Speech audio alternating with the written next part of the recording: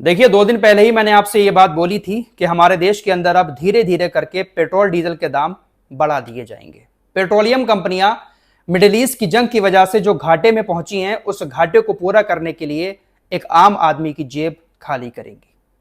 मैंने आपसे ये बात भी बोली थी 2 दिन पहले कि पेट्रोलियम कंपनियां एकदम से 10 रुपए या 15 रुपए पेट्रोल डीजल पर नहीं बढ़ाएंगी, बल्कि 2 दिन के बाद, 4 दिन के बाद या 1 हफ्ते के बाद थोड़े थोड़े पैसे करके पेट्रोलियम कंपनियां पेट्रोल डीजल पर बढ़ाएंगी और अपने नुकसान की भरपाई करेंगी।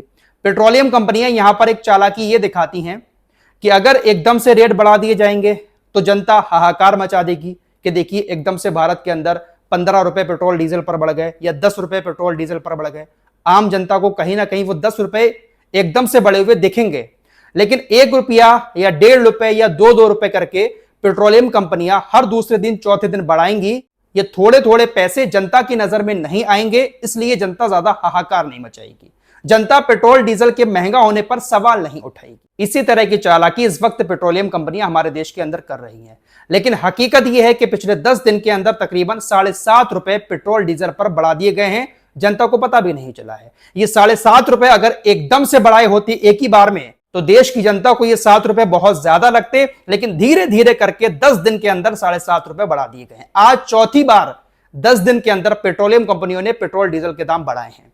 2 दिन पहले ही बढ़ाए थे 90 पैसे, 91 पैसे, लेकिन आज 2 रुपए 61 पैसे डीजल पर और 2 रुपए 71 पैसे पेट्रोल पर हमारे देश के अंदर आज बढ़ा दिए गए हैं। 28 फरवरी से मिडिल ईस्ट की जंग शुरू हुई थी। ईरान ने स्ट्रेट ऑफ हॉर्मुज बंद किया, जिसकी वजह से कच्चे तेल के दाम बढ़ गए। हमारे देश की पेट्रोलियम कंपनियों को कच्चा तेल महंगा मिल रहा था, लेकिन पूरी मिडिल ईस्ट की जंग के दौरान हमारे देश के अंदर पेट्रोलियम कंपनियों ने तेल के दाम नहीं बढ़ाए। कच्चे तेल के दाम बढ़ गए, लेकिन हमारे देश के अंदर पेट्रोल डीजल उसी रेट में मिल रहा था, जिसकी वजह से पेट्रोलियम कंपनियों को बहुत ज्यादा घाटा उठाना पड़ा। अब उसी घाटे को पूरा करने के लिए पेट्रोलियम कंपनियां तेल के दाम बढ़ा रही हैं। अब यहां पर विपक्ष और बहुत सारे लोग सोशल मीडिया पर सरकार के ऊपर आरोप लगा रहे हैं कि देखिए, मिडिल ईस्ट की जब जंग चल रही थी, कच्चे तेल के दाम ऊपर जा रहे थे, उस वक्त पेट्रोल डीजल के दाम हमारे देश के अंदर इसलिए नहीं बढ़ाए गए क्योंकि 4-5 राज्यों में विधानसभा के चुनाव थे। चुनाव की वजह से पेट्रोलियम कंपनियों ने घाटा उठा लिया, लेकिन जैसे ही चुनाव हुआ, विपक्ष आरोप लगा रहा है कि प्रधानमंत्री मोदी जी ने हाथ खड़े कर लिया और देश की जनता से कह दिया कि अब देश को आप संभालो, तेल की बचत करो, वर्क फ्रॉम होम करो। बहुत सारी बातें जो मोदी जी ने कही थी, आपको मालूम ही है। चुनाव होते ही प्रधानमंत्री मोदी जी ने इस तरह की बातें जनता के सामने रखना शुरू कर दी और पिछले 10 दिनों में धीरे धीरे करके 7 रुपए 41 पैसे पेट्रोल पर और 7 रुपए 71 पैसे डीजल पर बढ़ाए जा चुके हैं। पेट्रोलियम कंपनियों को घाटा बहुत बड़ा हुआ है। रेट शायद अभी और बढ़ेंगे, लेकिन एकदम से नहीं बढ़ेंगे। एक बार फिर से आपसे कहता हूं, एकदम से रेट नहीं बढ़ाएंगे पेट्रोलियम कंपनियां। अगली बार जब रेट बढ़ेंगे तो 1 रुपया या 1.5 रुपए बढ़ाए जा सकते हैं। ऐसे ही कर करके हफ्ता 10 दिन में, 15 दिन में पेट्रोलियम कंपनियां उतना रेट बढ़ा देंगी जितना उनको बढ़ाना है। जनता को पता भी नहीं चलेगा और पेट्रोलियम कंपनियां अपना घाटा भी पूरा कर लेंगी। अगर पेट्रोलियम कंपनियां 2 रुपए भी बढ़ाती है ना, तो करोड़ों का खेल हो जाता है 2 रुपए में भी। मिसाल के तौर पर पूरे देश के अंदर 1 लाख लीटर तेल बिक रहा है और 1 लाख लीटर पर अगर 1 रुपया ही बढ़ा दिया जाए तो कितना मुनाफा होगा पेट्रोलियम कंपनियों को। और पूरे देश के अंदर रोजाना तेल कितना बिकता है, एक ही दिन में 1 रुपया बढ़ाने से पेट्रोलियम कंपनियों को करोड़ों का कहीं ना कहीं फायदा हो जाता है। फिलहाल बड़ी खबर यही है कि आज भी पेट्रोल डीजल पर दाम बढ़ाए गए और आज सुबह से ये लागू हो चुके हैं। आइए मिडिल ईस्ट की जंग की बात कर लेते हैं। स्ट्रेट ऑफ हॉर्मुज खुलेगा या नहीं खुलेगा, इसको लेकर एक बड़ी खबर आ रही है। देखिए, ईरान की तरफ से कहा गया है कि स्ट्रेट ऑफ हॉर्मुज तो पूरी तरह से खुला हुआ है, ना ही अब हम स्ट्रेट ऑफ हॉर्मुज में किसी तरह का कोई टोल टैक्स वसूल रहे हैं। ईरानी विदेश मंत्रालय के स्पोक्सपर्सन की तरफ से कहा गया कि देखिए, स्ट्रेट ऑफ हॉर्मुज से गुजरने वाले हर एक जहाज से अब हम टोल टैक्स नहीं लेंगे, बल्कि हम पर्यावरण टैक्स लेंगे। स्ट्रेट ऑफ हॉर्मुज, फारस की खाड़ी और ओमान के सागर में पर्यावरण की रक्षा करने के लिए समुद्री सेवाएं प्रदान की जाएंगी, जिसके लिए पर्यावरण टैक्स वसूला जाएगा। ईरान ने यहां पर एक नई चाल चल दी है और एक नया कानून लागू कर दिया है कि हम टोल टैक्स नहीं लेंगे। दुनिया कह रही है कि टोल टैक्स वसूल रहा है ईरान, हम पर्यावरण की रक्षा करने के लिए, समुद्री देखभाल के लिए आप लोगों से पर्यावरण टैक्स लेंगे। जो जहाज इधर से निकलेंगे उनको पर्यावरण टैक्स देना पड़ेगा। ईरानी नौसेना की तरफ से बताया गया कि हमने जब से यह नियम लागू किया है, हमारी इजाजत लेकर तकरीबन 24 घंटे के अंदर 32 जहाज स्ट्रेट ऑफ हॉर्मुज से गुजर चुके हैं। पर्यावरण टैक्स दो और अपने जहाज निकाल लो, हम किसी के ऊपर टोल टैक्स नहीं लगा रहे हैं। अब समझौते की बात कर लेते हैं। डोनाल्ड ट्रंप की तरफ से जो पोस्ट आ रहे हैं उसके मुताबिक समझौता बहुत ही ज्यादा करीब है और यह ऐतिहासिक समझौता ईरान के साथ होने जा रहा है। जो बड़े बड़े अमेरिका के नेता नहीं कर पाए वो काम डोनाल्ड ट्रंप ईरान के साथ करने जा रहे हैं। डोनाल्ड ट्रंप ने लंबा चौड़ा पोस्ट करते हुए अपने देश के उन सीनेटर्स को भी काफी सुनाया जो लोग डोनाल्ड ट्रंप के खिलाफ हैं, इस जंग के खिलाफ हैं, और कहा कि देखिए मैं जो काम करता हूं वो बहुत अच्छा काम करता हूं, कुछ लोग मेरे खिलाफ बातें कर रहे हैं लेकिन ऐतिहासिक फैसला मैं लेने जा रहा हूं।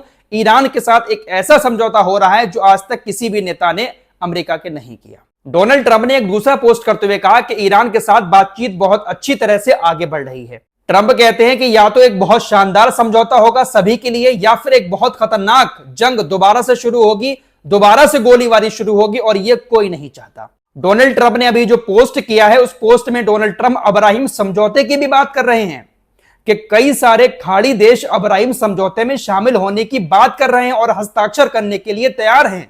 अब्राहिम समझौता तो आप लोग जानते ही होंगे, इजराइल का अब्राहिम समझौता जिसके तहत तमाम देश इजराइल के साथ अपने रिश्ते कायम करेंगे। अगर अरबी देश अब्राहिम समझौते पर सिग्नेचर कर देते हैं तो वो इजराइल के साथ अपना रिश्ता कायम कर लेंगे। डोनाल्ड ट्रंप ने कहा है कि कई सारे महान अरबी नेताओं ने इसकी हामी भर ली है और ईरान के ऊपर भी इस बात का प्रेशर डाला जा रहा है, ईरान को भी इस बात के लिए मनाया जा रहा है कि वो भी अब्राहिम समझौते पर हस्ताक्षर करे। डोनाल्ड ट्रंप बड़ी बड़ी डींगे हाँकते हुए कहते हैं कि अरबी देशों के कुछ महान नेता ईरान से अब्राहिम समझौते पर सिग्नेचर कराने की बात कर रहे हैं।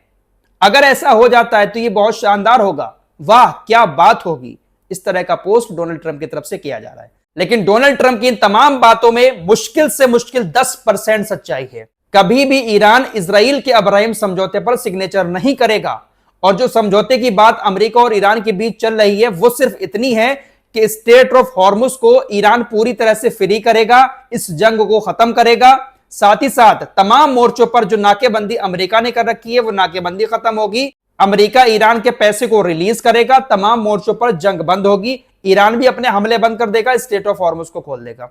रही बात यूरेनियम की और परमाणु प्रोग्राम की, इस पर ईरान बात नहीं कर रहा है। ईरान ने कहा कि पहले जब जंग खत्म हो जाएगी उसके बाद आराम से बैठकर, 60 दिन का टाइम होगा, आराम से बैठकर परमाणु समझौते पर बातचीत करेंगे।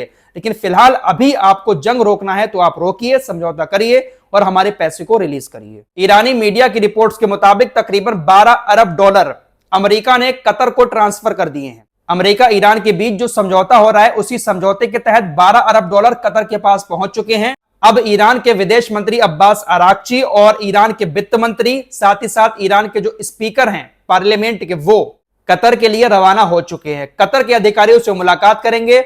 जो पैसा कतर के पास आया है ईरान का, उसको किस तरह से कतर ईरान के पास ट्रांसफर करेगा, इन सारी चीजों को लेकर बातचीत करने के लिए ईरान का डेलीगेशन कतर पहुंचा है।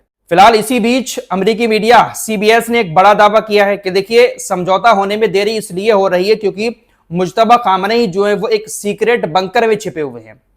उन तक मैसेज पहुंचाने के लिए पार्सल का सहारा लेना पड़ रहा है। टेक्नोलॉजी के जरिए उन तक कोई मैसेज नहीं पहुंच पा रहा है, वो किसी सीक्रेट बंकर में है।